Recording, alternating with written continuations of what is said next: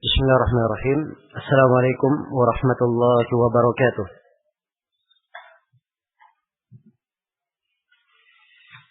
Innal hamdalillah nahmaduhu wa nasta'inuhu wa nastaghfiruh wa na'udzu billahi min shururi anfusina wa sayyiati a'malina. May yahdihillahu fala mudilla lahu wa may yudlil fala hadiya lahu. أشهد أن لا إله إلا الله وحده لا شريك له وأشهد أن محمدا عبده ورسوله يا أيها الذين آمنوا اتقوا الله حق تقاته ولا تموتن إلا وأنتم مسلمون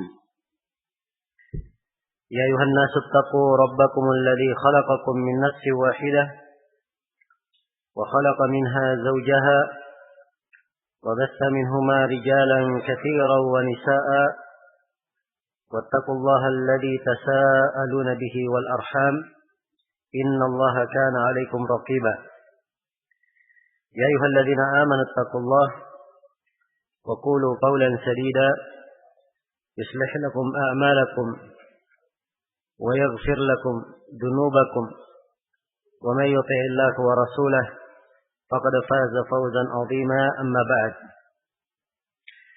فإن أصدق الحديث كتاب الله وخير الهدي هدي محمد صلى الله عليه وعلى آله وسلم وشر الأمور محدثاتها فإن كل محدثة بدعة وكل بدعة ضلالة وكل ضلالة في النار. Ma'asyiral ikhwah rahimani wa rahimakumullah. Pada pagi hari ini insyaallah taala kita akan melanjutkan pembahasan kita mengkaji kitab Fadlul Islam. Kitab tentang keutamaan Islam. Pada beberapa sesi sebelumnya telah kita bahas dari buku ini 5 bab dari penulis rahimahullahu taala menjelaskan sudut-sudut keutamaan Islam dari berbagai sisi yang sangat penting. Dan insyaallah taala pada kelanjutan pembahasan untuk 8 bab yang tersisa juga penulis masih menerangkan tentang keutamaan Islam secara umum dan menjelaskan perkara-perkara yang sangat penting berkaitan dengan kekokohan keislaman seorang hamba dan keteguhan agama seorang hamba. Di dalam bab yang ke-6 penulis berkata, Babu ma jaa fil khuruji an da'wal Islam, di halaman 43, bab tentang keluar dari penamaan Islam. Iya.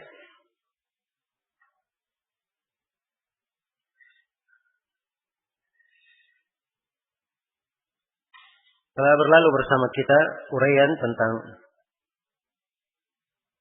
apa itu Islam, bagaimana kewajiban masuk ke dalam Islam, dan keharusan seorang hamba itu hanya berpegang dengan Islam, dia tidak boleh mengambil selainnya. Di bab ini penulis menekankan tentang keluar dari penamaan Islam. Beliau ingin menitik beratkan pembahasan kepada sebab-sebab yang menyebabkan sebagian manusia itu keluar dari jalan Islam. Hal-hal yang menimbulkan perpecahan di tengah umat. Hal-hal yang menimbulkan perpecahan di tengah umat. Iya. Karena itu nanti akan beliau terangkan bahwa kadang pada penamaan-penamaan, pada simbol-simbol, pada gelar-gelar yang disertai dengan fanatisme, disertai dengan loyalitas pada kelompok tertentu, ini adalah hal-hal yang bertentangan dengan keislaman, keluar dari penamaan keislaman, dan inilah yang menjadi sebab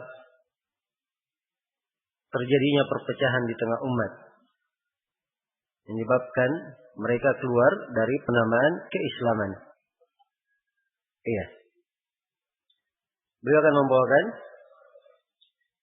sebuah ayat dari Al-Quranul Karim, dan beliau akan menyebutkan beberapa hadis dari Rasulullah sallallahu alaihi wasallam. Kata beliau, wa qauluhu ta'ala, dan firman Allah Ta'ala, huwa sammakumul muslimina min qablu wa fi hadha.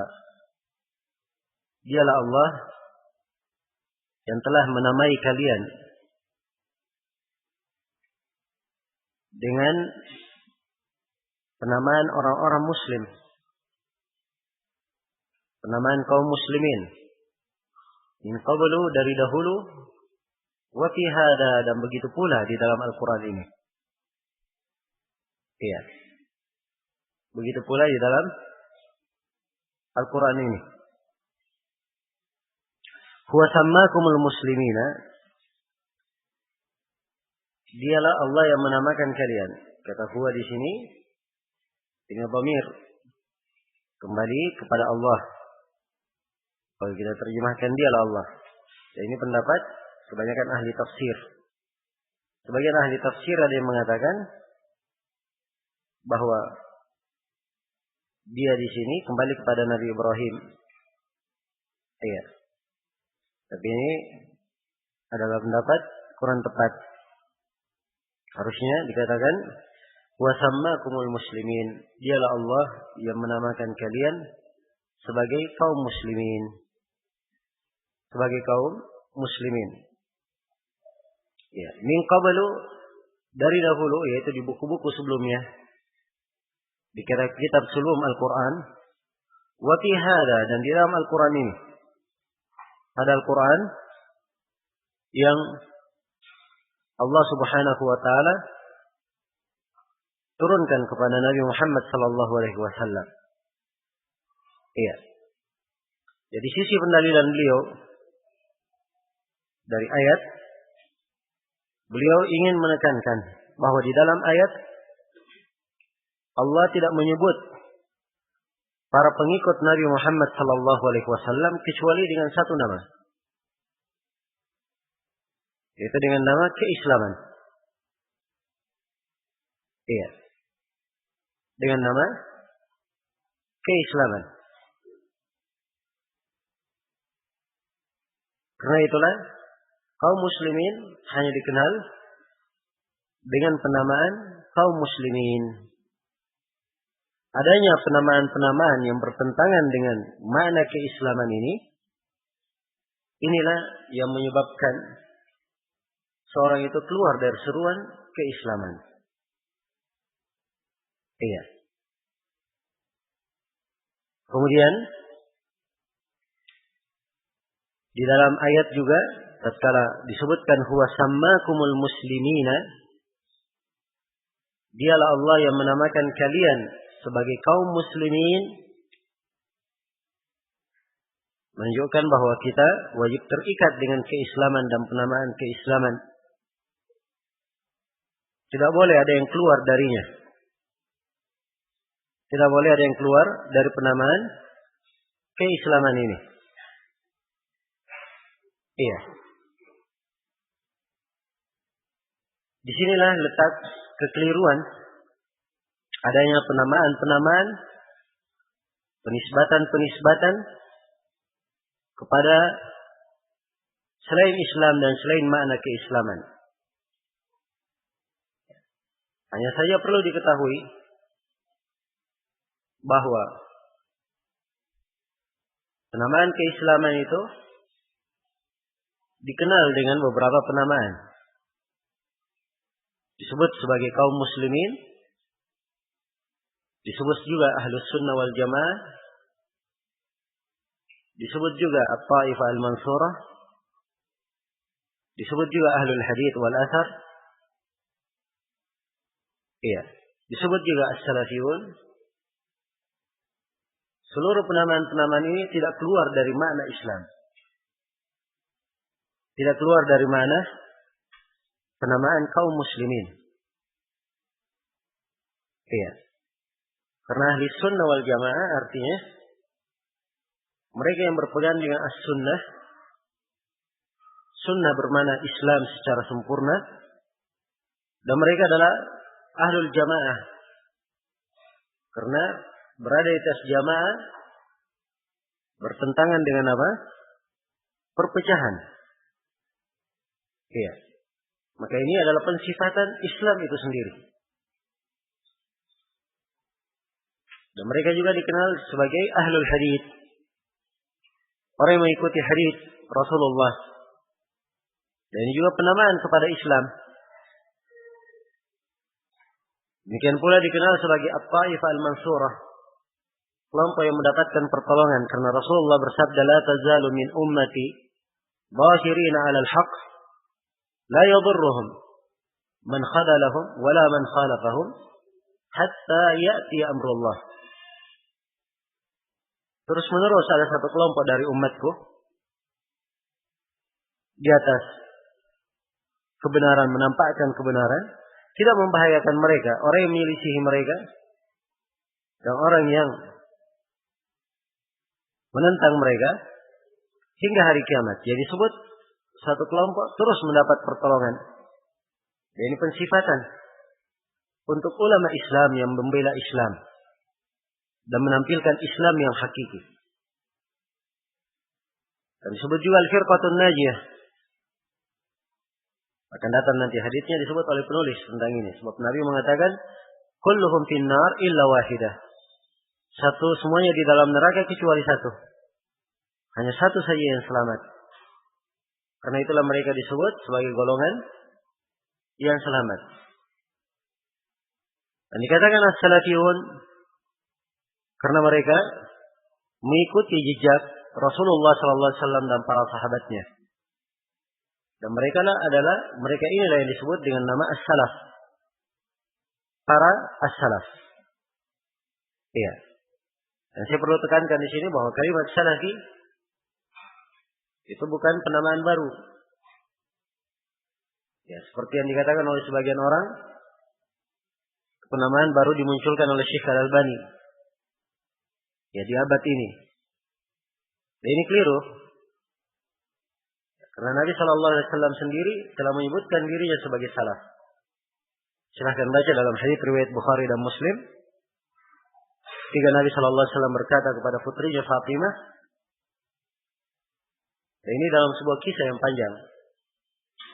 Ketika Rasulullah duduk bersama para istrinya dan Fatimah datang, kemudian Rasulullah membisikkan sesuatu kepada Fatimah. Kemudian Fatimah menangis terseduh-seduh. Kemudian Nabi membisikkan lagi kepada Fatimah sesuatu. Lalu Fatimah bergembira, tertawa berseri-seri. Ya.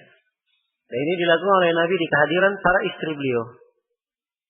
Maka Aisyah pun bertanya, Rasulullah tadi membisikkan apa? Kata Fatimah, saya tidak akan menyebar rahasia Rasulullah Sallallahu Alaihi Wasallam selama beliau masih hidup. Setelah Rasulullah meninggal, Aisyah kembali bertanya kepada Fatimah, apa yang dibisikkan oleh Nabi Sallallahu Alaihi Wasallam? Maka Fatimah berkata, adapun bisikan yang pertama yang membuat beliau menangis, beliau berkata bahwa tahun ini Jibril membacakan kepadanya Al-Quran 2 kali. Biasanya di tahun-tahun sebelumnya hanya sekali saja. Kata Nabi, adanya perubahan ini Ini menunjukkan bahwa ajalku telah dekat. Karena itu kata beliau kepada Fatimah, "Fattaqillaha wasbiri, fa innahu ni'mas salafu ana laki." Bertakwalah engkau dan bersabarlah. Sebab sebaik-baik salaf untuk kamu adalah saya. Ya, Nabi sebutkan dirinya di sini sebagai apa? Sebagai salaf pendahulu. Iya. Jadi inilah sumber penamaan penisbatan kepada salafi. Sebab Nabi menyebut dirinya sebagai apa? Sebagai salaf. Ya, dan dibisikan yang kedua Rasulullah berkata kepada Fatimah, "Wahai Fatimah, tidakkah engkau ridha menjadi pemimpin para perempuan penghuni surga?" Ya, tentunya ini membuat beliau sangat bergembira. Baik. Jadi penamaan salafi bukan penamaan yang baru. Iya. Kalau kita membaca buku-buku para ulama yang memuat biografi rawi, sering diketemukan fulan bin fulan, dia adalah seorang salafi. Seperti di biografi Ibnu Salah, Imam Ad-Dhahabi berkata, "Wa kana salafiyal i'tiqad." Beliau ini adalah seorang salafi keyakinannya. Dan di biografi Ad-Daraqutni, ya, Ad-Dhahabi berkata, "Bal kana salafiyan." Bahkan Daraqutni ini adalah seorang salafi. Dan ini penisbatan bukan hal yang aneh. Ya, dan alhamdulillah di referensi keislaman kita sangat lengkap sekali. Semua nisbat yang pernah dipakai oleh simbol-simbol Islam dari masa Nabi hingga hari ini, itu tercatat di buku para ulama. Semua nisbat yang pernah dipakai. Nisbat apa saja yang pernah dipakai, ya, maka disusun dan ditulis dalam buku-buku berkaitan dengan Al-Ansab, nisbat-nisbat. Dan di buku Al-Ansab, seperti sebagai contoh, Al-Ansab karya As-Sam'ani, beliau di pembahasan kata salaf, disebutkan nisbat salafi. Kata beliau, salafi nisbat kepada orang-orang yang mengikuti jejak as-salaf.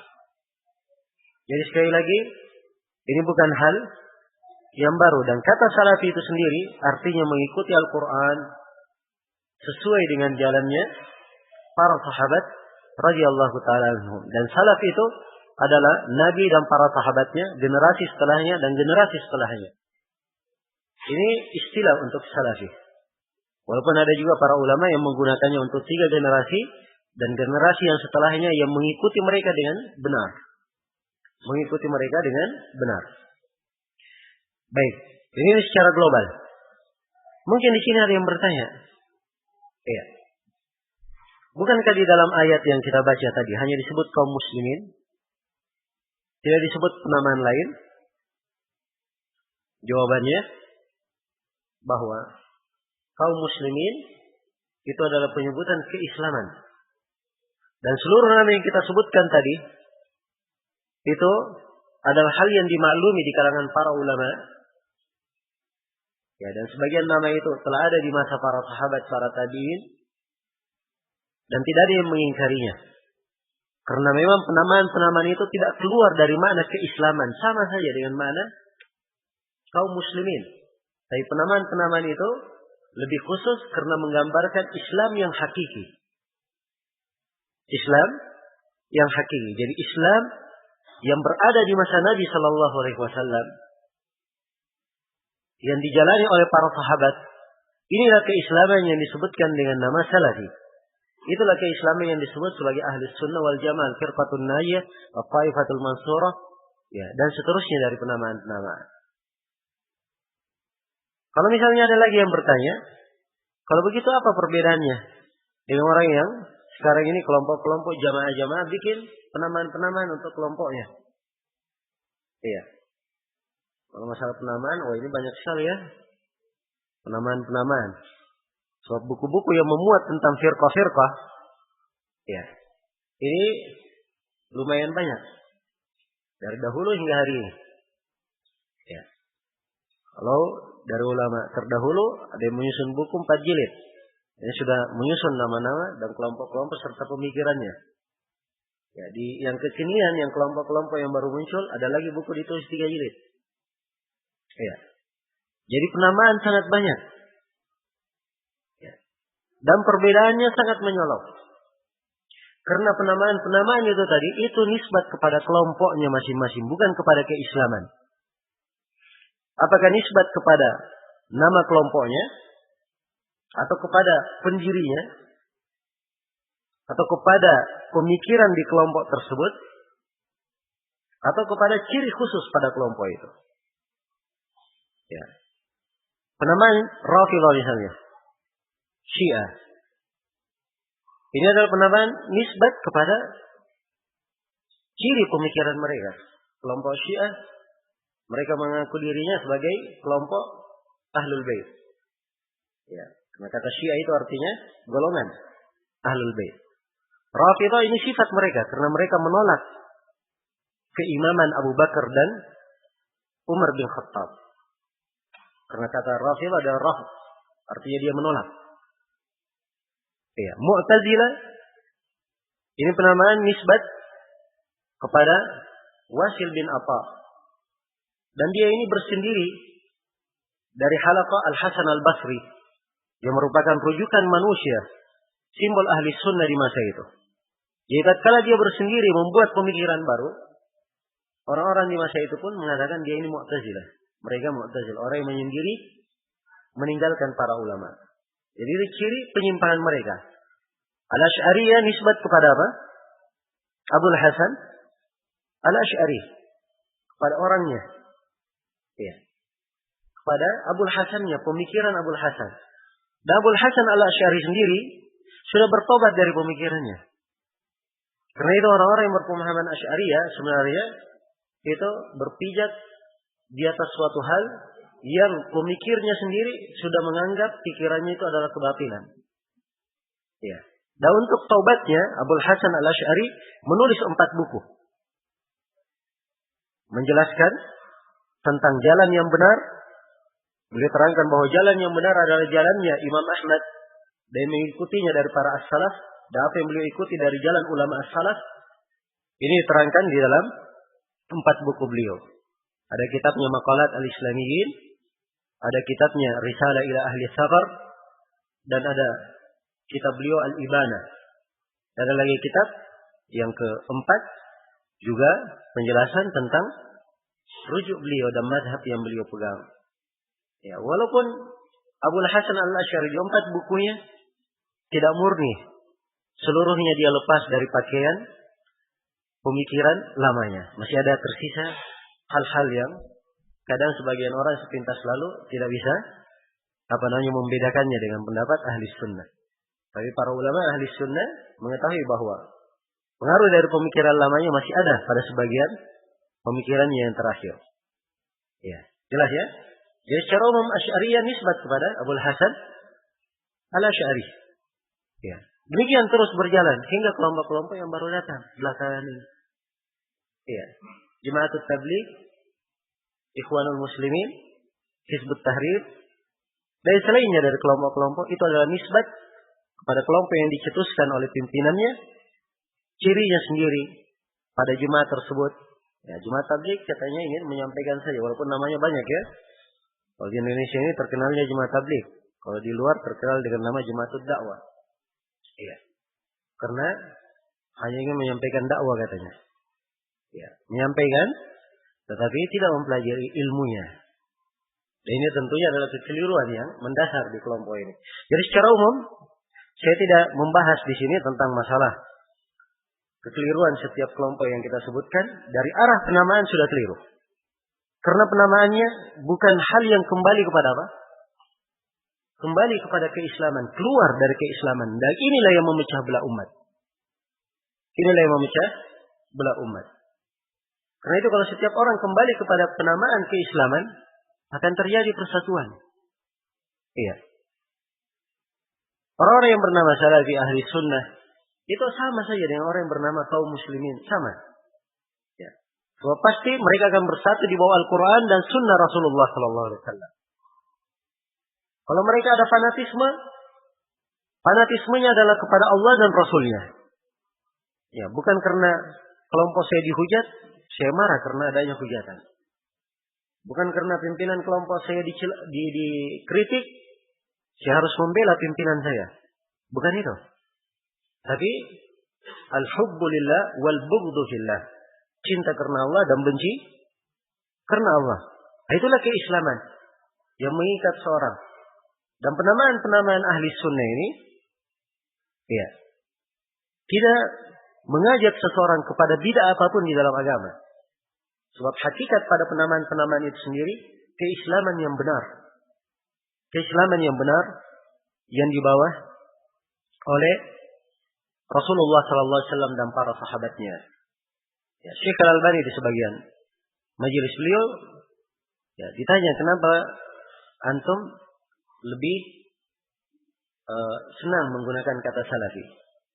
Ya, kata beliau, kalau sekarang antum tanya kepada semua orang, ya, kamu adalah apa? Dia akan menjawab, saya adalah seorang muslim. Baik, muslim yang mana? Begitu bertanyanya. Muslim yang mana? Ikut kelompok yang mana? Ya. Sebab saking banyaknya kelompok di dalam apa? Tubuh umat Islam ini. Ya. Maka kata Syekh, kita cari dari penamaan di kalangan para ulama yang ringkas, mudah, dengan itu sudah membedakan. Ya. Kata salafi kalau digunakan itu sudah jelas bahwa ini maksud adalah seorang muslim yang mengikuti Al-Quran dan As-Sunnah sesuai dengan jalan Nabi dan para sahabatnya, agama yang dibawa oleh Nabi di generasi pertama. Ya. Jelas ya? Walaupun beliau sendiri tidak mengharuskan pada setiap perkara menggunakan nama ini. Iya. Jadi bukan pengharusan untuk menggunakannya. Baik. Maka ini dari poin-poin yang hendaknya diperhatikan di pembahasan ini. Ya, jadi sekali lagi saya tekankan di sini bahwa sisi pendalilan penulis dengan membawakan ayat, beliau ingin menerangkan tentang pentingnya seseorang itu terikat dengan keislaman. Ya. Kalau dia ada penisbatan, penamaan, maka penamaannya tidak boleh keluar dari penamaan apa? Penamaan keislaman dan makna keislaman yang benar yang dibawa oleh Rasulullah sallallahu alaihi wasallam. Tidak boleh ada fanatik kepada kelompok, kepada pimpinan, kepada suatu pemikiran, suatu madhab ataupun yang lainnya. Kemudian beliau membawakan hadis. Kata beliau rahimahullahu taala, hadisnya masih di halaman 43. Kata beliau, Anil Harith Al-Ash'ari. Anil Harith Al-Ash'ari radhiyallahu anhu, anin Nabi sallallahu alaihi wasallam annahu qala. Dari Al-Harith Al-Ash'ari radhiyallahu anhu, dari Nabi sallallahu alaihi wasallam, beliau berkata, Amurukum bi khamsin. Aku perintah kalian dengan 5 perkara. Allahu amarani biha. Allah yang memerintah aku dengan 5 perkara ini. Iya.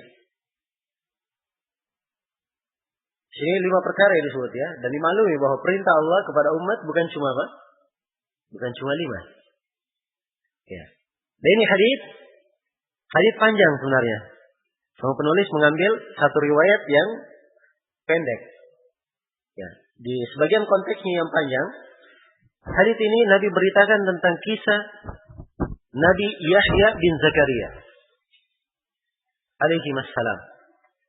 Nabi Yahya alaihi salam diperintah oleh Allah Subhanahu wa taala untuk segera berdiri di tengah kaumnya menyampaikan 5 perintah Allah. 5 perintah Allah. Maka disebutkanlah oleh Nabi perintah-perintah yang dimaksud. Nabi Yahya menyampaikannya. Setelah menyebutkan bahwa Nabi Yahya menyampaikan 5 perintah, Nabi juga berkata, dan aku diperintah juga menyampaikan kepada kalian 5 perkara. Supaya bersambung. Sana 5, di sini juga berapa? 5. Ya. Apa 5 perkara ini? As-sam'u, wal-ta'ah, wal-jihad, wal-hijrah, wal-jama'ah. Fa'innahu man faraqal jama'ata qida shibrin faqad khala'a ribaqatal Islam min 'unuqih illa yuraji'. Iya. Kata beliau, aku diperintah dengan 5. Yang pertama mendengar. Yang kedua taat, yang ketiga jihad, yang keempat hijrah, dan yang kelima berjamaah. Khusus tentang jamaah, Rasulullah bersabda, "Wa man faraqal jamaah," barang siapa yang memisahkan dirinya dari jamaah, qida shibrin, walaupun sejengkal, faqad khala'a ribaqatal Islam min unuqih.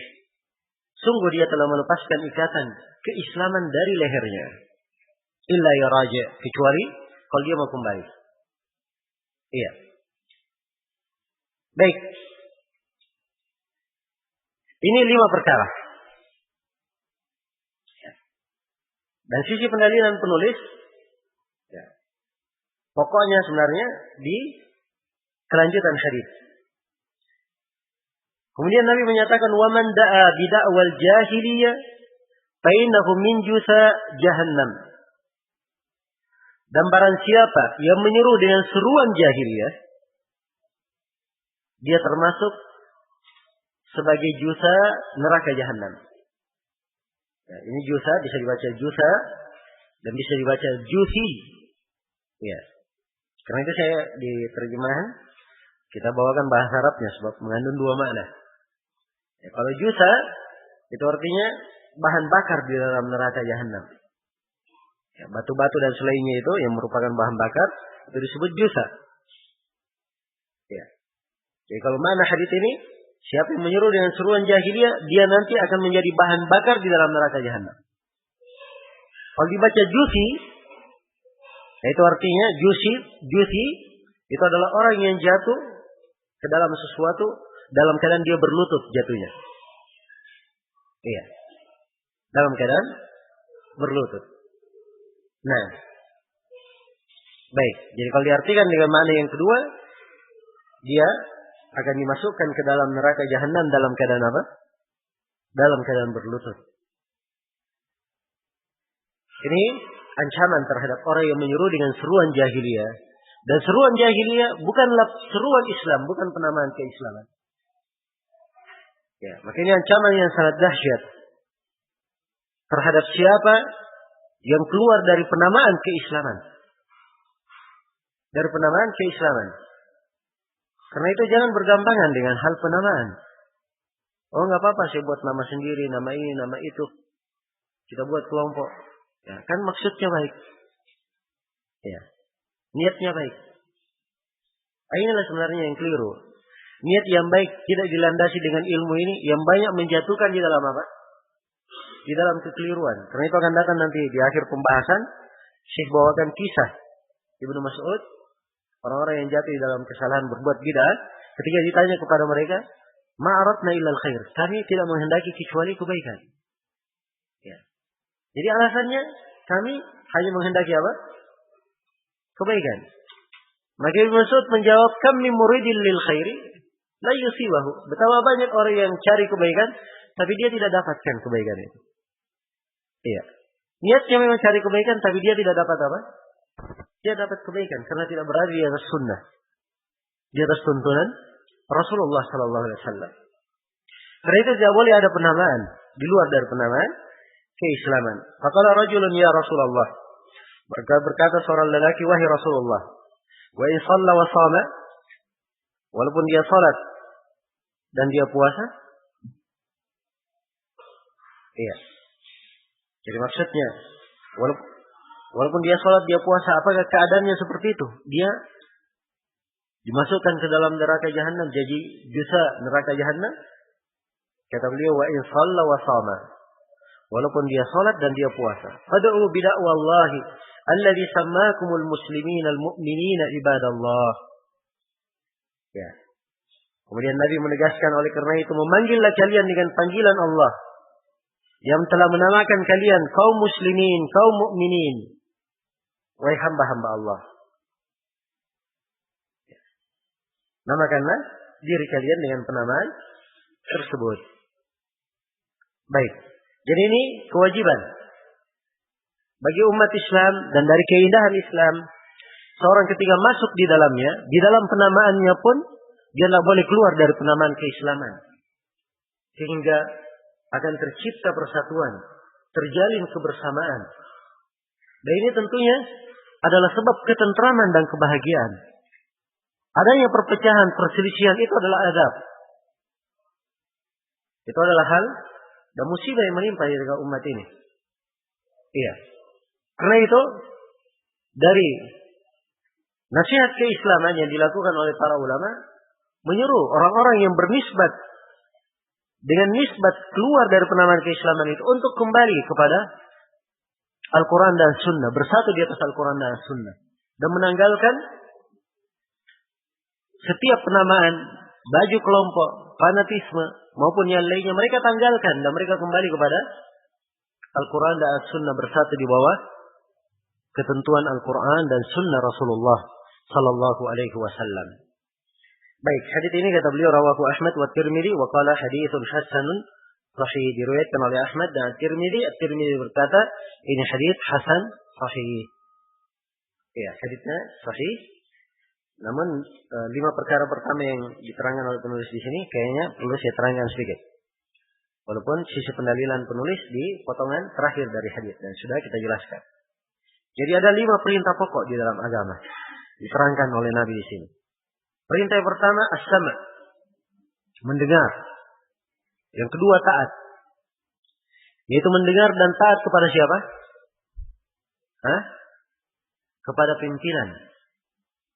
Kepada pimpinan. Dan ini perintah mendengar dan taat kepada pemimpin dijelaskan di dalam Al-Quranul Karim dan diterangkan di dalam hadis yang jumlahnya mutawatir, puluhan bahkan ratusan hadis dari Nabi yang menjelaskannya. Iya. Dan ini pembahasan bukan pembahasan yang sepele. Karena ini adalah ciri pembeda antara ahli sunnah dan ahlul bidah. Antara ahlul haq, pengikut kebenaran, dan ahlul batil, pengekor kebatilan. Ini yang membedakan di dalam masalah menyikapi pemerintah muslim. Iya. Kalau ahli sunnah, mereka memandang kewajiban untuk mendengar dan taat kepada pemerintah muslim pada hal yang merupakan ketaatan kepada Allah, bukan dalam maksiat. Bukan di dalam maksiat. Iya. Allah berfirman, ya ayyuhalladzina amanu athi'ullaha wa athi'ur rasul wa ulil amri minkum. Wahai orang-orang yang beriman, taatlah kepada Allah dan taatlah kepada Rasul serta kepada ulil amr di antara kalian. Ketaatan kepada ulil amr yang dimaksud adalah penguasa dan ulama.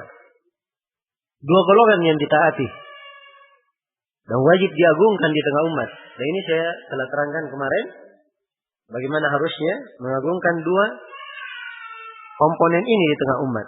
Dan ini yang merupakan sebab kebaikan mereka dan keterjagaan kaum muslimin di atas kebaikan dengan mengagungkan 2 golongan ini, ulama dan penguasa. Iya. Jadi mendengar dan taat. Kemudian kewajiban berikutnya wal jihad. Kewajiban berjihad. Ya. Jihad itu maknanya umum. Iya. Karena jihad di dalam agama kita terbagi 4. 4 ini dengan 13 tingkatan. 4 ini semuanya dengan 13 tingkatan. Jihad menghadapi orang kafir secara fisik itu salah satu dari 13 tingkatan jihad. Karena itu, kalau ada yang mendengar bahasa jihad, harusnya dia memahami bahwa jihad itu adalah makna yang luas di dalam agama. Kecuali kalau dalam hadis atau konteks ayat ada indikasi menunjukkan satu makna tertentu, itu lain lagi pembahasannya. Ya. Namun kata jihad itu, syariat jihad, ya, 13 tingkatan pokoknya pada 4 perkara. Yang pertama adalah jihad membenahi diri sendiri. Jihadun nafs. Sebab Nabi menyebut orang yang membenahi dirinya sebagai mujahid. Kata beliau, al-mujahidu man jahada nafsahu. Seorang yang berjihad itu adalah siapa yang berjihad membenahi dirinya sendiri. Disebut oleh Nabi sebagai mujahid. Ya. Kemudian yang kedua dari jihad adalah jihad menghadapi syaitan. Nah, syaitan ini adalah musuh yang kita diperintah untuk selalu waspada dan memeranginya. Allah firman, "Inna syaitana lakum aduun fattakhiduhu aduwa." Sesungguhnya syaitan bagi kalian adalah musuh. Terus meneruslah kalian menganggapnya sebagai musuh, berperang menghadapinya. Ya. Dan ini musuh yang paling benci kepada kita. Dan serangannya lebih dahsyat daripada yang lainnya. Karena dia menyerang bersama dengan detak nafas, bersama aliran darah. Iya. Musuh yang tidak pernah letih dan selalu mencari apa? Kelalaian. Musuh yang keahliannya sudah berabad-abad.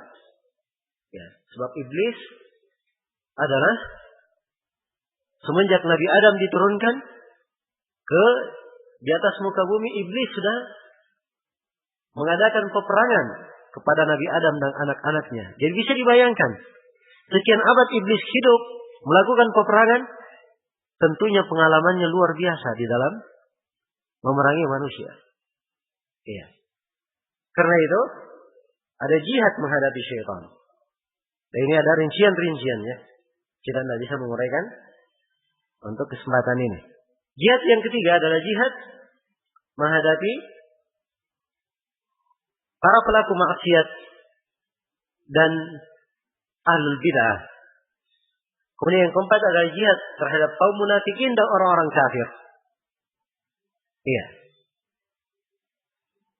Sebagian orang tak kala menyinggung permasalahan jihad dan keutamaan tentang jihad, seakan-akan seluruh keutamaan itu hanya terkait kalau jihadnya menghadapi dan memerangi orang kafir saja. Dan ini kekeliruan di dalam memahami fikih jihad. Ya. Kemudian di antara kekeliruan lain, seakan-akan jihad ini adalah syariat kepada seluruh jenis kafir. Siapa saja non-muslim, dia kafir, boleh diperangi, boleh dibunuh. Dan ini juga keliru. Ya. Sebab kafir itu ada 4 macam di dalam syariat dan agama kita. Yang boleh dibunuh cuma 1. Yang 3-nya tidak boleh dibunuh. Iya. Ada kafir dhimmi, yang pertama. Yang kedua, kafir dhimmi ini kafir hidup dalam satu negeri bersama kita. Kemudian yang kedua ada namanya kafir mu'ahad. Ya, dia hidup di negeri lain, tapi negeri lain ini ada perjanjian antara dua negara untuk saling melindungi, tidak berperang. Ya. Dan kafir yang ketiga namanya kafir musta'min atau musta'man. Kafir yang masuk dengan jaminan keamanan. Inilah keberadaan turis-turis yang masuk ke Indonesia. Ya, sebab dihukum di kenegaraan saat ini, seorang ketika masuk ke bandara sebuah negeri dan distempel di imigrasi, itu artinya pernyataan dari negeri itu bahwa ia memberikan perlindungan kepada orang yang masuk. Dan orang yang masuk tersebut sepakat dengan peraturan di dalam negeri itu. Jelas ya? Jadi turis yang masuk kafir musta'min. Ini 3 jenis kafir tidak boleh dibunuh. Bahkan Nabi mengancam, "Man qatala mu'ahadan lam yarah raihatal jannah." Siapa yang membunuh kafir mu'ahad, dia tidak mencium baunya surga. Iya. Dan untuk kafir yang masuk ke negeri dengan perlindungan, Nabi berkata, "Qad ajarna man ajarti ya ummahani." Kami telah lindungi siapa yang kau lindungi, wahai Ummu Hani. Karena Ummu Hani memberi jaminan keamanan untuk sebagian kerabatnya kafir masuk ke Mekah, tapi Ali bin Abi Thalib ingin membunuhnya. Ya. Maka Ummu Hani datang melapor kepada Nabi sallallahu alaihi wasallam apa yang akan dilakukan Ali bin Abi Thalib. Nabi menegaskan, "Kami lindungi siapa yang kau lindungi, Ummu Hani." Beliau salahkan Ali dalam apa? Perbuatannya. Iya. Karena itu harus dipahami keagungan Islam. Jangan ada yang bertanya, "Loh, kok membunuh kafir tidak mencium baunya surga? Kok bisa seperti itu?" Sebagian orang heran ya. Ya. Ini keheranan muncul dari mana?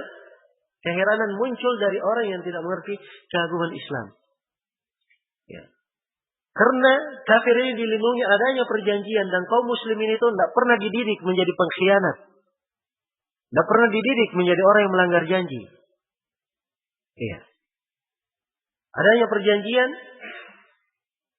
menyebabkan mereka di atas amanah dan di atas konsekuensi dari perjanjian. Itu seorang muslim dia jaga. Selain dari 3 kafir ini, itulah yang disebut dengan nama kafir apa? Kafir harbi. Kafir harbi inilah yang boleh diperangi. Iya. Dimaklumi dahulu, di samping Nabi orang-orang Yahudi dahulu. Tapi terjadi perjanjian antara beliau dan orang-orang Yahudi tidak saling berperang. Ya, karena itu sebelum orang-orang Yahudi membatalkan perjanjian, ya, tidak dikenal di kalangan umat Islam ketemu Yahudi kemudian dia bunuh di jalan, tidak. Ya. Nanti setelah orang-orang Yahudi melanggar perjanjian, tatkala kaum musyrikin semuanya berkumpul untuk menyerang Rasulullah dan para sahabat di Madinah di perang Khandaq, orang-orang Yahudi ikut membantu di situ. Nah, ini mereka sendiri yang melanggar perjanjian. Maka setelah kaum musyrikin ini seluruhnya terusir, ya, kemenangan di tangan kaum muslimin, Rasulullah sudah meletakkan pedangnya. Ya. Jibril datang dan berkata, "Wahai Rasulullah, kamu telah meletakkan senjatamu, sedangkan kami dan para malaikat masih memegang senjata. Peperangan belum selesai. Diperintah untuk segera menuju ke Bani Quraidah. Ya, memberikan bagian untuk orang-orang Yahudi yang apa? Melanggar perjanjian. Jadi umat Islam tidak melanggar perjanjian kecuali kalau mereka yang dahulu melanggarnya. Ini dari bentuk keadilan. Ya. Karena itu harus dicermati. Tatkala Nabi mengatakan, siapa yang membunuh kafir muahad tidak mencium baunya surga, ini betul-betul komitmen keislaman.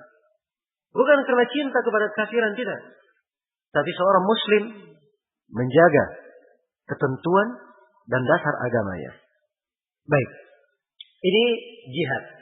Pembagian terhadap orang kafir. Dan jihad sendiri melawan orang-orang kafir itu, kalau kafirnya kafir harbi, ya, itu dihalalkan darahnya dengan cara jihad yang disyariatkan. Dan jihad itu 2 macam. Melawan orang kafir. Ada jihad membela diri, jihadul hujum. Ya, kalau kita diserang orang kafir, kita membela diri. Ya. Mempertahankan kehormatan keluarga, agama, harta, anak-anak, wajar seorang membela diri. Ini yang disebut dengan nama jihad ad-dafa, jihad mudafa'ah, membela diri. Ada jihad yang kedua, menyerang orang kafir, itu jihad menyerang. Jihad menyerang. Dan jihad menyerang ini disyaratkan 3 syarat. Ya, tidak semua orang menegakkannya. Oh, sana kafir harbi.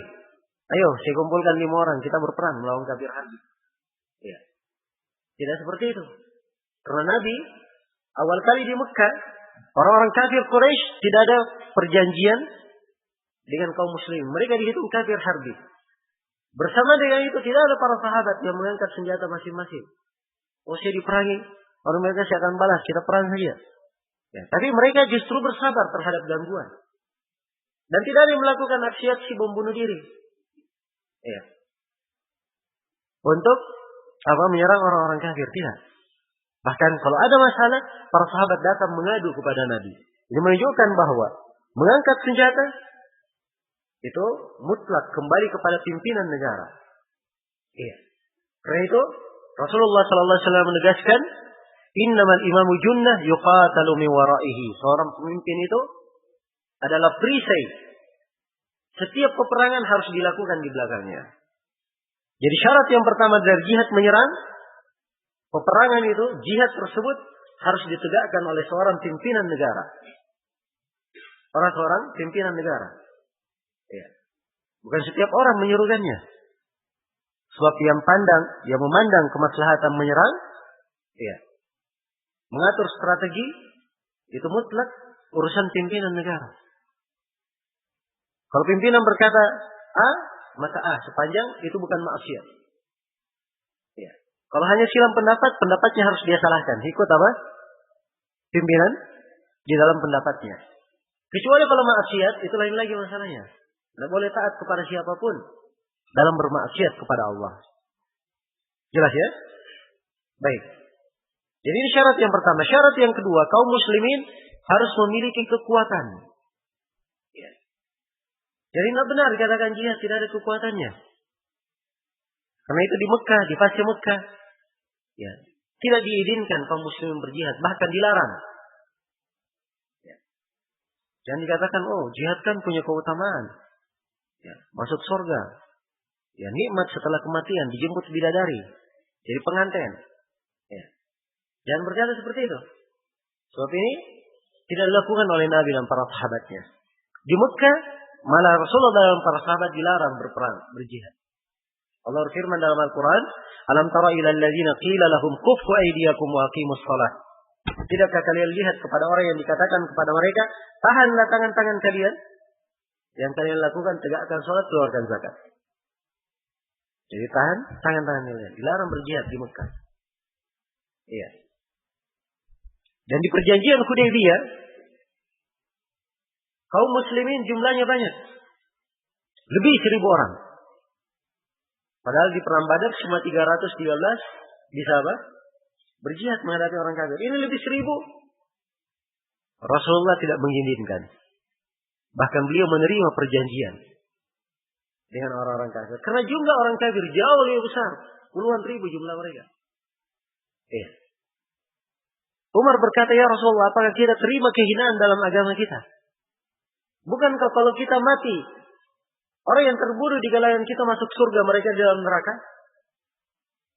Ya, ini ucapan protes Umar waktu itu, radhiyallahu anhu. Nabi hanya berkata, wahai Umar, aku ini adalah Rasul Allah. Demikian Allah memerintah. Dia datang kepada Abu Bakar. Abu Bakar juga berkata, dia adalah Rasul Allah. Ikuti Rasul Allah. Ya. Dan barulah setelah itu Umar mengetahui, ya, dan menasihati, hendaknya kalian menghindari jeleknya pemikiran pribadi. Ya, dan beliau menyinggung perbuatannya di mana? Di Hudaybiyah itu. Jadi perhatikan, beliau tidak jihad dengan tangan sebab tidak ada kekuatan. Ya. Dan di akhir masa disebutkan dalam hadis riwayat Bukhari dan Muslim, ketika Ya'juj dan Ma'juj turun, ya, keluar berbuat kerusakan di atas muka bumi ini, kaum muslimin yang dipimpin oleh Imam Mahdi dan bersama mereka Isa bin Maryam alaihissalam setelah turunnya, mereka diperintah oleh Allah untuk naik ke gunung bersembunyi. Ya. Tidak diperintah berjihad melawan apa? Ya'juj dan Ma'juj. Tidak berkata, bukankah kalau kita mati masuk surga? Tidak. Ini masalahnya ukuran syariat atau tidak, disyariatkan atau tidak. Tatkala tidak ada kekuatan, tidak ada pensyariatan jihad. Yang ada adalah apa? Iya. Yang ada, mereka diperintah untuk melindungi diri. Karena mengorbankan jiwa, itu bukan hal yang sepele dalam Islam. Mengorbankan jiwa itu harus pada hal yang benar-benar menciptakan kemaslahatan untuk Islam dan kaum muslimin. Dipastikan. Kalau tidak ada kemaslahatannya, tidak diperbolehkan mengorbankan jiwa pada hal yang tidak ada kemaslahatannya. Iya, ini pokok kaidahnya. Jadi syarat yang kedua disyaratkan harus ada kekuatan. Harus ada kekuatan. Iya. Dan syarat yang ketiga, disyaratkan kaum muslimin itu memiliki wilayah kekuasaan. Karena itu sepakat para ulama bahwa syariat jihad itu disyariatkan kapan? Ketika kaum muslimin pindah berhijrah ke Madinah. Itu awal syariat jihad. Iya. Di mana kaum muslimin sudah punya wilayah kekuasaan. Kabilah Aus dan Khazraj di kalangan orang-orang Madinah, ini dua kabilah yang disegani, suku besar. Bahkan di kalangan seluruh orang Arab, suku yang diperhitungkan. Karena itu kaum muslimin sudah punya apa? Kekuatan dan wilayah kekuasaan. Nah, disitulah mulai turun syariat jihad dengan tangan. Itu syariatnya bertahap. Tahapan pertama hanya memerangi orang yang memerangi mereka. Karena mereka dizalimi. Ya. Tahapan yang kedua, mereka hanya memerangi terbatas saja, yang berada di dekat mereka saja. Ada tahapan, dan tahapan terakhirnya baru perintah mutlak berjihad setelah kuat kaum muslimin. Ya. Maka inilah fase dan tahapan dalam berjihad ini. Kemudian yang kedua yang juga penting diingat di sini pembahasan jihad. Jihad itu adalah dari sarana meninggikan agama Allah. Dia wasilah, bukan tujuan utama. Karena itu kapan ada sarana yang lain yang bisa dipakai, dia memakai sarana yang lain. Iya. Karena itu keliru di masa ini orang yang melihat kaum muslimin dihinakan, ditindas. Ya caranya adalah solusinya hanya dengan berjihad. Itu keliru pemahaman ini. Ya. Di mana berdakwah di jalan Allah? Toh Nabi Shallallahu Alaihi Wasallam awal kali beliau berdakwah di Mekah, menyuruh kaum musyrikin. Beliau memulai satu persatu. Tidak menyuruh untuk langsung berperan dan berjihad. Iya. Ada dakwah di jalan Allah. Mengajak manusia kepada tauhid, membebaskan mereka dari api neraka. Ini pokok yang paling utama. Dan jihad itu adalah salah satu sarana untuk meninggikan kalimat Allah Subhanahu wa taala di atas muka bumi. Kemudian berikutnya dikatakan al-hijrah. Hijrah itu adalah berpindah. Ya, dan hijrah mempunyai dua makna, ada makna umum dan ada makna khusus.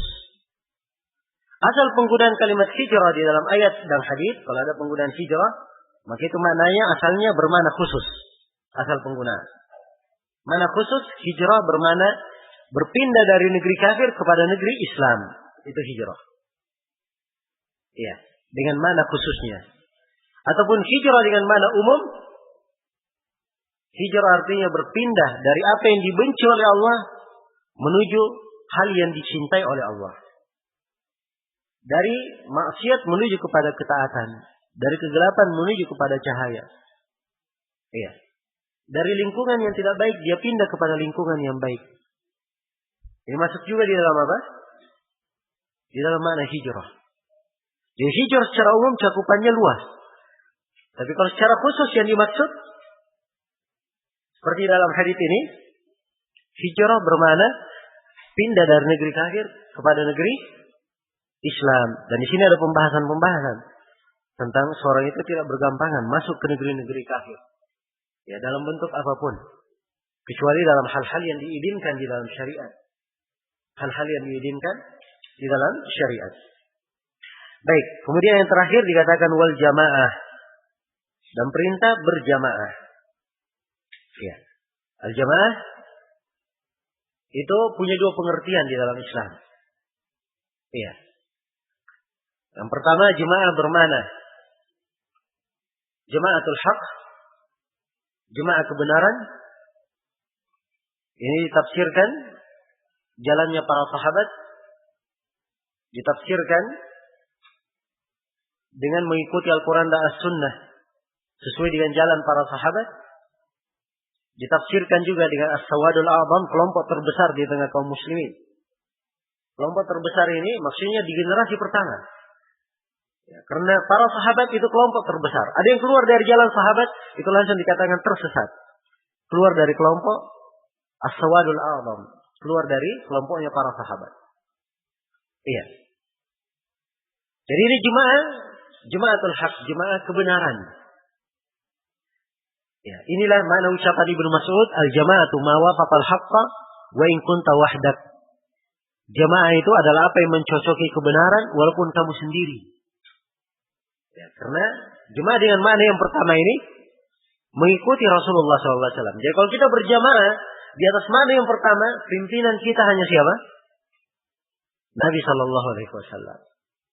Ya, yang kita junjung di dalam jemaah hanyalah Al-Quran dan Sunnah Rasulullah Sallallahu Alaihi Wasallam.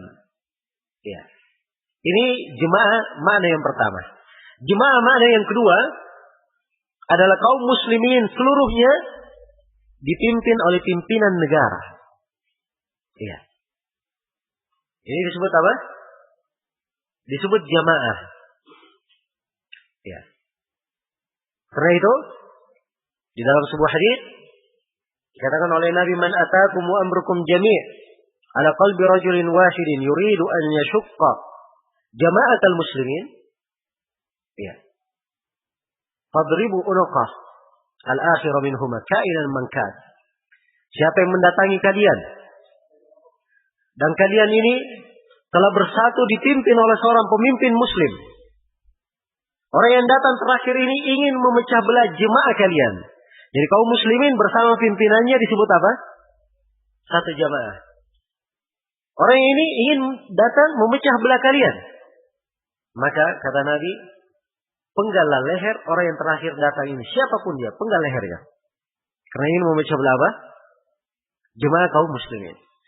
Ya sekali lagi jemaah, mana yang kedua? Kaum muslimin di bawah pimpinan apa?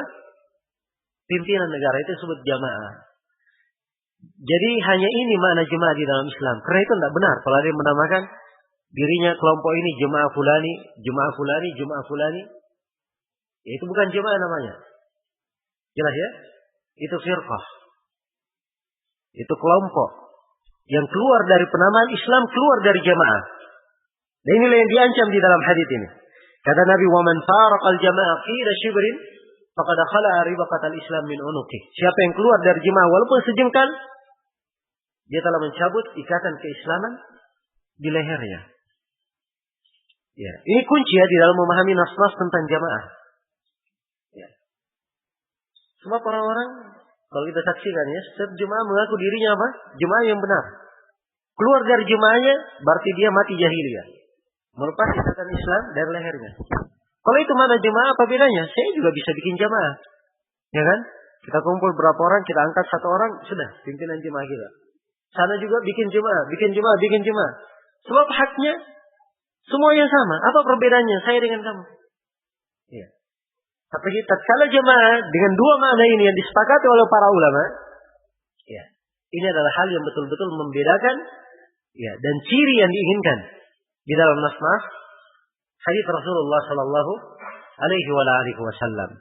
Baik.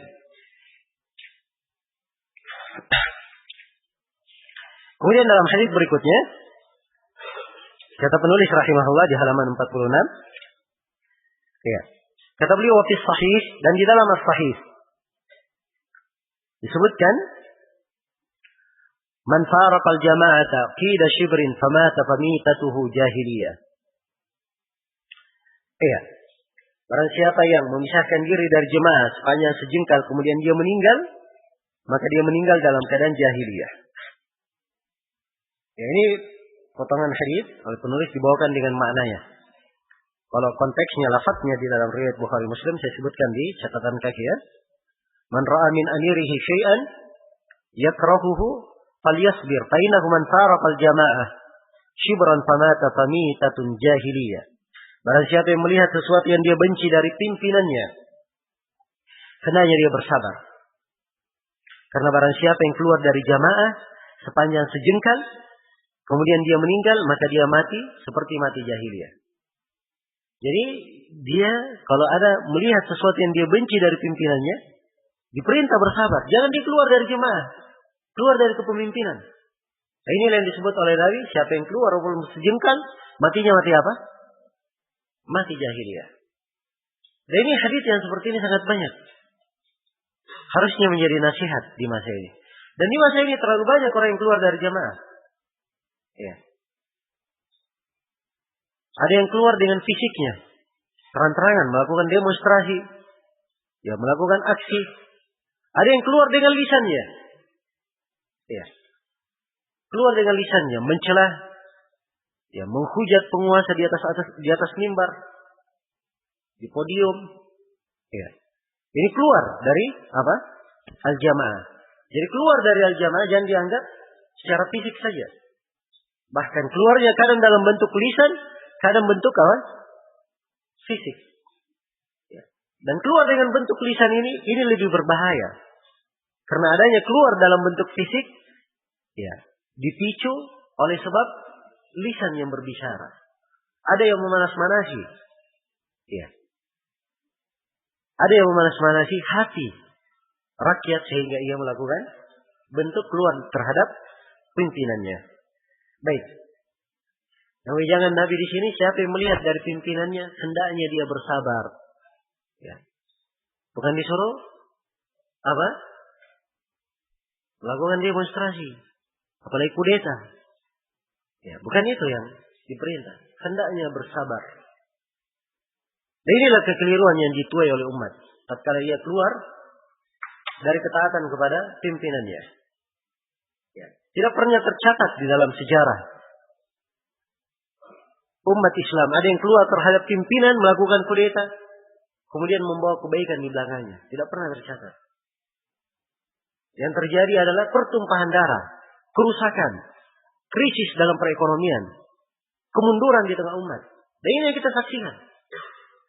Ya, kita sendiri di Indonesia sudah merasakannya. Ya, sudah merasakannya. Dan belum lama ini kita melihat negeri-negeri kaum muslimin yang menurunkan pemerintahannya. Tidak terhitung berapa ribu nyawa kaum muslimin yang melayang. Tahu banyak harta yang terbuang, hancur. Dan betapa banyak kehormatan yang dilanggar. Iya. Mereka menginginkan pemimpin baru. Dan siapa yang menjamin mereka bahwa pimpinan barunya akan lebih baik daripada pimpinan sebelumnya? Siapa yang menjamin? Tidak ada jaminan. Iya. Maka wejangan Nabi di sini sangat berharga sekali. Dan telah terbukti bahwa kesabaran jauh lebih dahsyat pengaruhnya daripada apa? Orang yang melakukan aksi tidak bersabar. Iya. Karena itu saya sering katakan ya, kalau dia berkata kesabaran itu ada batasnya, itu tidak bersabar namanya. Ya. Mana ada kesabaran ada batasnya? Ya. Yang namanya sabar dia tahan dirinya, itu bersabar namanya. Ya. Bersabar. Kesabaran ini buahnya lebih banyak. Di masa pemerintahan Hajjaj bin Yusuf, luar biasa kezaliman Hajjaj. Ya. Saking zalimnya, di mana-mana kalau memberi gelar biografi untuk Hajjaj bin Yusuf di dalam buku-buku sejarah, pasti disebut si zalim Hajjaj bin Yusuf. Ya. Kezaliman yang luar biasa. Mungkin penguasa yang zalim di masa ini dari penguasa kaum muslimin tidak ada seperti Hajjaj bin Yusuf. Hajjaj bin Yusuf memang dia cari ulama yang dia kejar. Sampai sebagian ada yang menulis buku judulnya Al-Mutawarin. Daftar nama-nama ulama yang lari dari kejaran siapa? Hajjaj bin Yusuf. Ketika Hajjaj bin Yusuf ini dengan kezalimannya telah menimpa umat, maka datanglah manusia kepada Anas bin Malik. Iya. Anas bin Malik berkata, "Isbiru, bersabarlah kalian." Demikian saya mendengar dari Nabi Shallallahu Alaihi Wasallam. Iya. Perhatikan, hanya perintah untuk bersabar. Padahal siapa Anas bin Malik? Mungkin ucapannya lebih didengar daripada Hajjaj bin Yusuf. Kalau beliau ingin membuat orasi massa, satu kali ucapan saja akan berkumpul orang-orang. Dan beliau tidak melakukan. Karena ini memang bukan apa? Bukan wejangan dari Rasulullah Sallallahu Alaihi Wasallam. Iya. Isbiru, kata Anas bin Malik. Al-Hasan al-Basri datangi. Beliau berkata, Hajjaj bin Yusuf itu musibah yang menimpa kalian, petaka yang menimpa kalian. Padamkanlah petaka itu dengan banyak beristighfar dan bersabar. Perhatikan ya fikih para ulama. Karena mereka adalah penasihat umat. Menghargai satu nyawa dari kaum muslimin sangat dihargai. Bukan hal yang gampang. Ya. Menyuruh kaum muslimin untuk berperang, mengorbankan nyawa mereka. Ya. Apa yang terjadi? Lihat buah dari kesabaran. Setelah masa pemerintahan Hajjaj bin Yusuf di Madinah, siapa yang menjadi pemimpin? Umar bin Abdul Aziz. Diketahui bagaimana keindahan yang didapatkan oleh umat Islam di masa pemerintahannya. Karena itu harus diketahui bahwa kesabaran wejangan Nabi ini manfaatnya jauh lebih besar. Ya.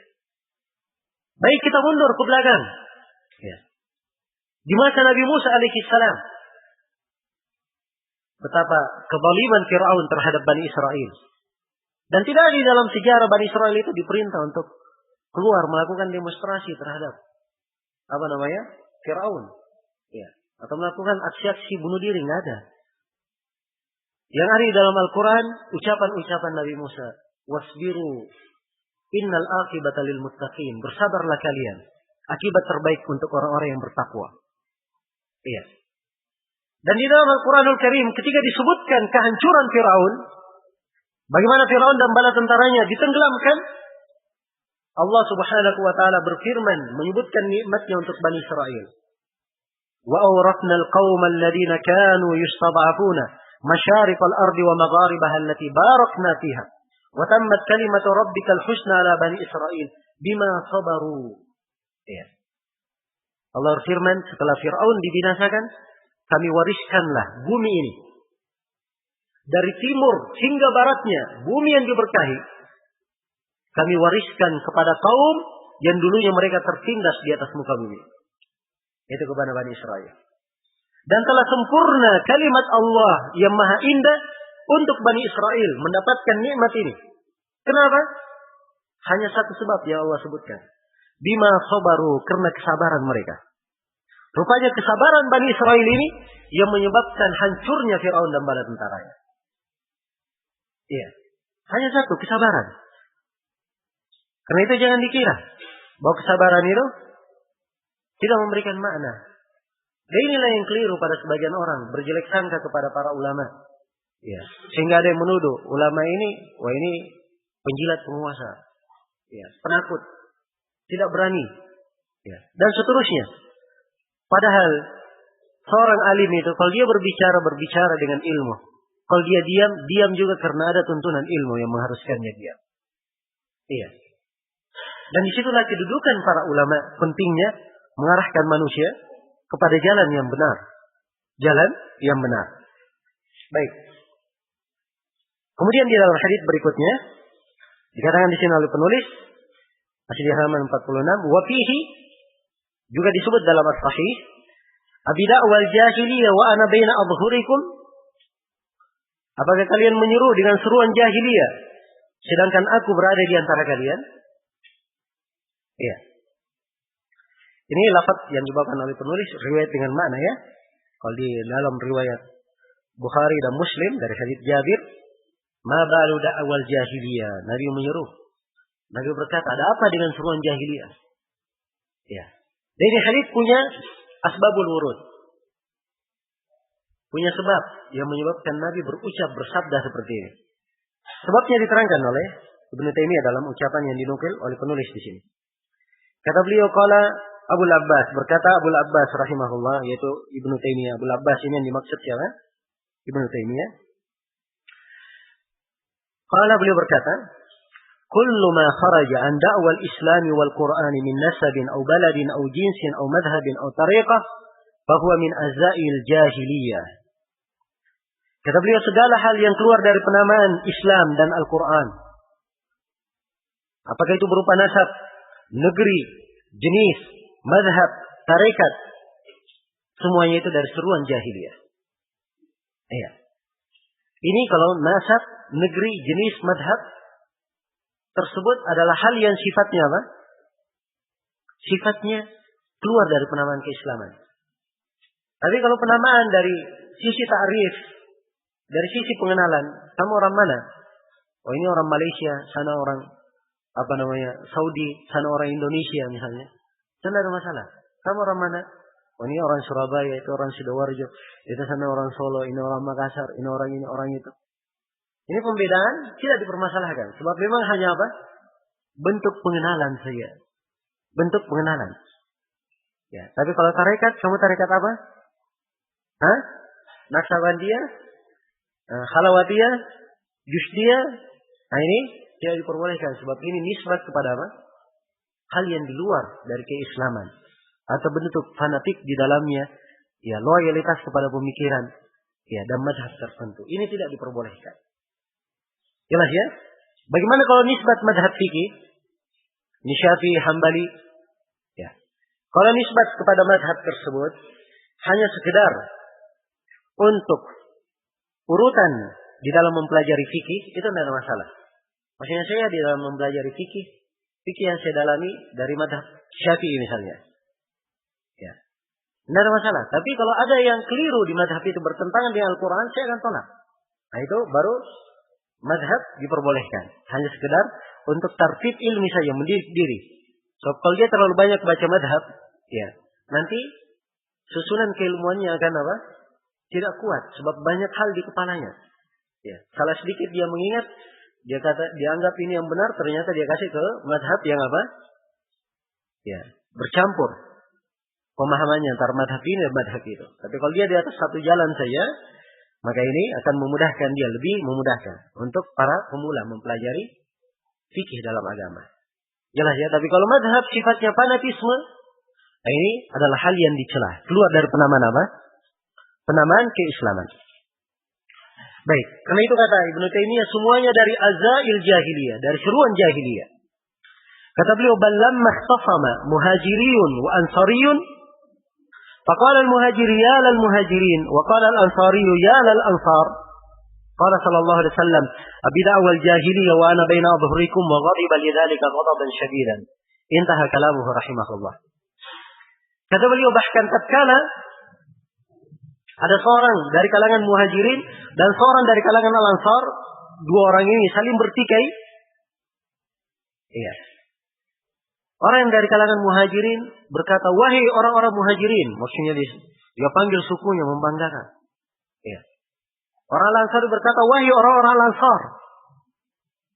Maka Nabi pun sangat marah mendengar hal ini.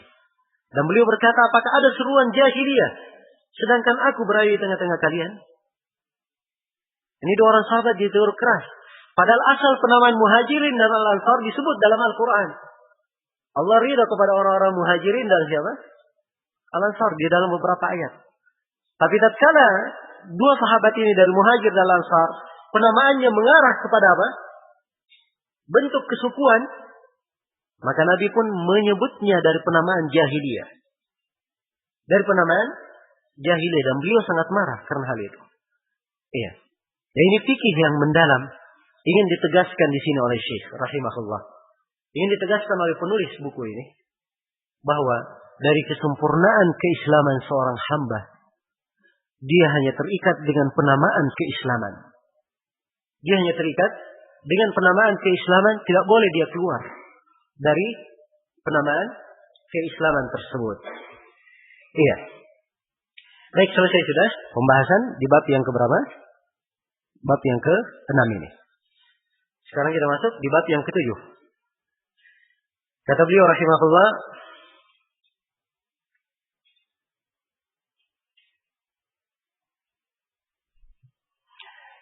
ya.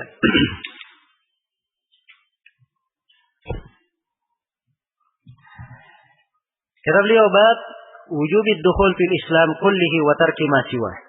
Ya, di halaman 49, bab kewajiban memeluk Islam secara sempurna dan meninggalkan agama yang lain.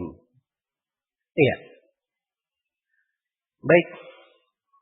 Di dalam bab ini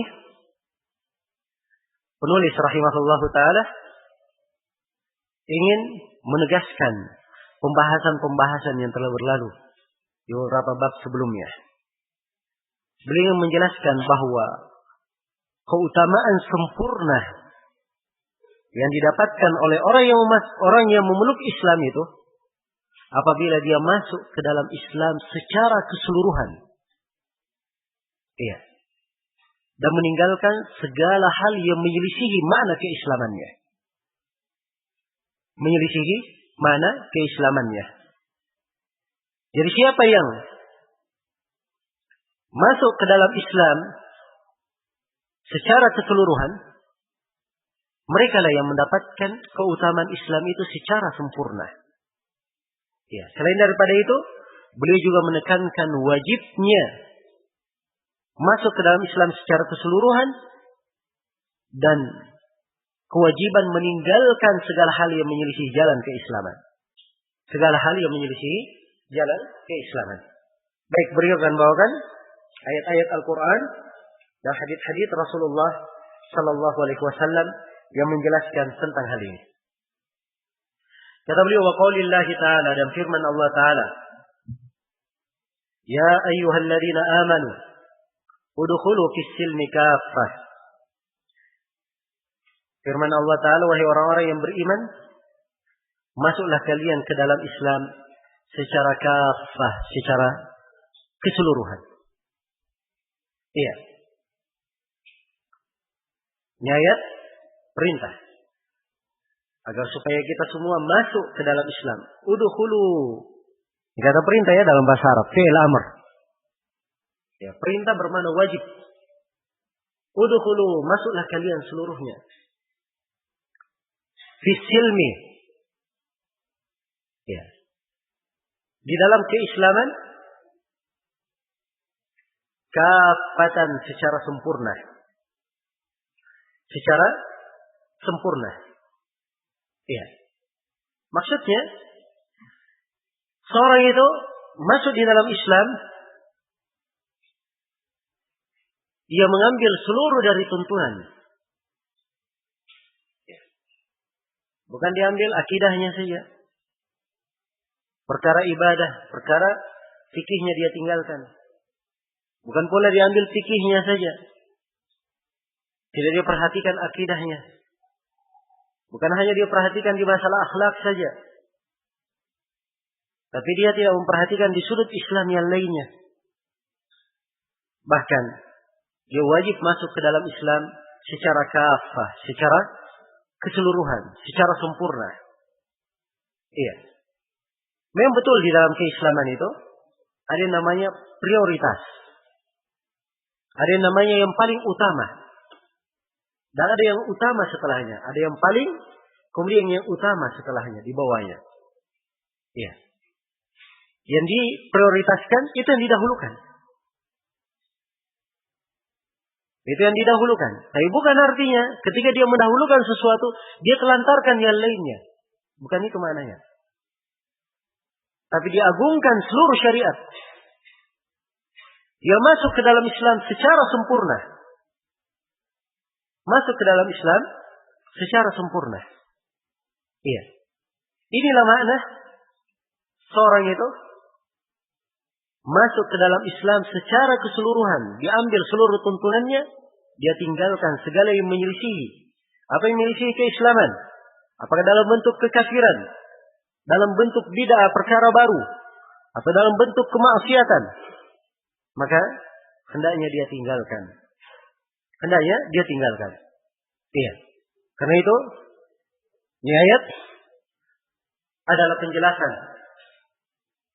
dasar pokok tentang wajibnya masuk ke dalam Islam secara sempurna dan kewajiban meninggalkan selain daripada keislaman tersebut. Hal yang menyelisihi jalan keislaman. Baik.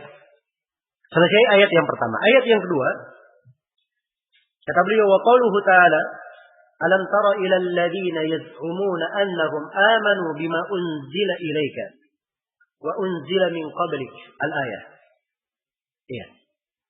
Tidakkah engkau melihat kepada orang-orang yang mengaku bahwa dirinya telah beriman terhadap apa yang diturunkan kepada engkau Nabi Muhammad? Dan mereka juga mengaku bahwa mereka beriman terhadap apa yang diturunkan kepada sebelummu. Ya. Al-ayah ini ada kelanjutan ayat ya. Ya, ayatnya di surah Nisa kelanjutannya, yuriduna ayyatahakamu ila taghuti wa qad umiru ayyakfuru bih. Mereka diperintah untuk berhukum kepada tagut, padahal apa mereka telah diperintah untuk mereka ingin untuk berhukum kepada tagut, padahal mereka telah diperintah untuk kafir kepada tagut itu.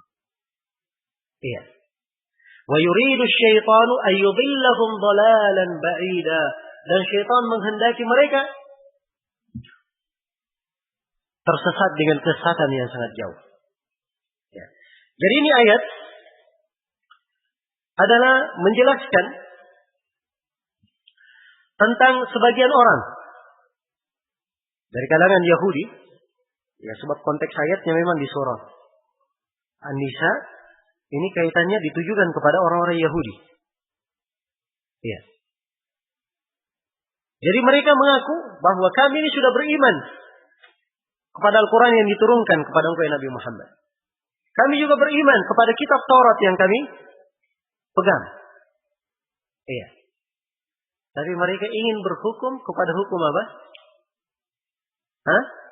Hukum tagut. Ya. Mereka ingin berhukum kepada hukum selain Allah. Ya.